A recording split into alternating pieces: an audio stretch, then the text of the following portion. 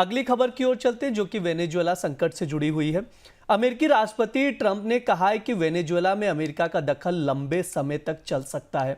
हालांकि उन्होंने ये नहीं बताया कि वेनेजुएला में अंतरिम सरकार को हटाने के लिए चुनाव कब तक होंगे। ट्रंप के इस रवैये से लग रहा है कि अमेरिका अब वेनेजुएला से बाहर नहीं जाने वाला। उधर अमेरिकी सीनेट ने वेनेजुएला पर अतिरिक्त सैन्य कार्रवाई नहीं करने के पक्ष में वोट किया है। सर, ट्रंप के कहने का मतलब क्या है, उसे कैसे समझा जाए?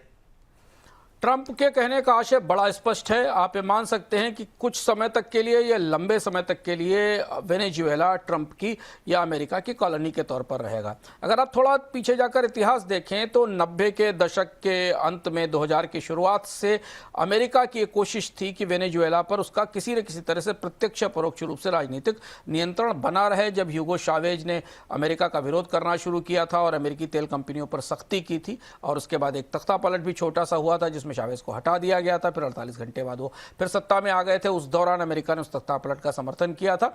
तब से आज तक करीब 20 साल से अमेरिका की कोशिश है कि वेनेजुएला के रिसोर्सेस पर प्रत्यक्ष परोक्ष रूप से उसका नियंत्रण हो। और अब जाकर डोनाल्ड ट्रंप कई राष्ट्रपतियों के इस रणनीति को वास्तविक रूप से अमल में ला पाए हैं, और वो निकोलस मादुरो की वजह से उनके भ्रष्ट कुशासन की तरह से। तो डोनाल्ड ट्रंप स्पष्ट रूप से इस बात का इशारा कर रहे हैं कि वेनेजुएला की में जो भी सरकार होगी वो उनके साथ काम करेगी या वो उनकी सरकार होगी। और ये अपने तरीके का पहला प्रयोग है जो डोनाल्ड ट्रंप लैटिन अमेरिका में करने जा रहे हैं।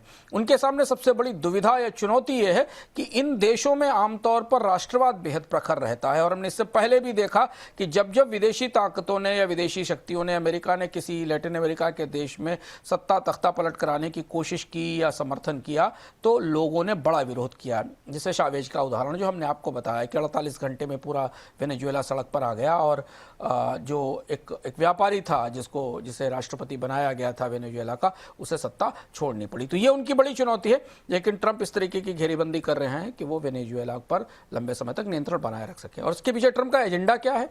ट्रंप ऐसा क्यों करना चाहते हैं? केवल वेनेजुएला का तेल ही उनका निशाना नहीं है, क्योंकि तेल तो अमेरिका को नहीं चाहिए। अमेरिका तो तेल के उत्पादन में आत्मनिर्भर है और निर्यात भी कर रहा है। तो इसके पीछे एक बड़ी डिज़ाइन है डोनाल्ड ट्रंप की, और वो डिज़ाइन समझने के लिए आप इस बार का अर्थम जरूर देखिए, जो हमारे मेंबर्स के लिए पहले से अपलोड हो चुका है, जहां हम विस्तार से आपको बताएंगे कि इसका असर भारत जैसे दुनिया के देशों पर क्या पड़ेगा और डोनाल्ड ट्रंप किस बड़ी रणनीति के साथ वेनेजुएला पर लंबे समय तक नियंत्रण बनाकर रखेंगे।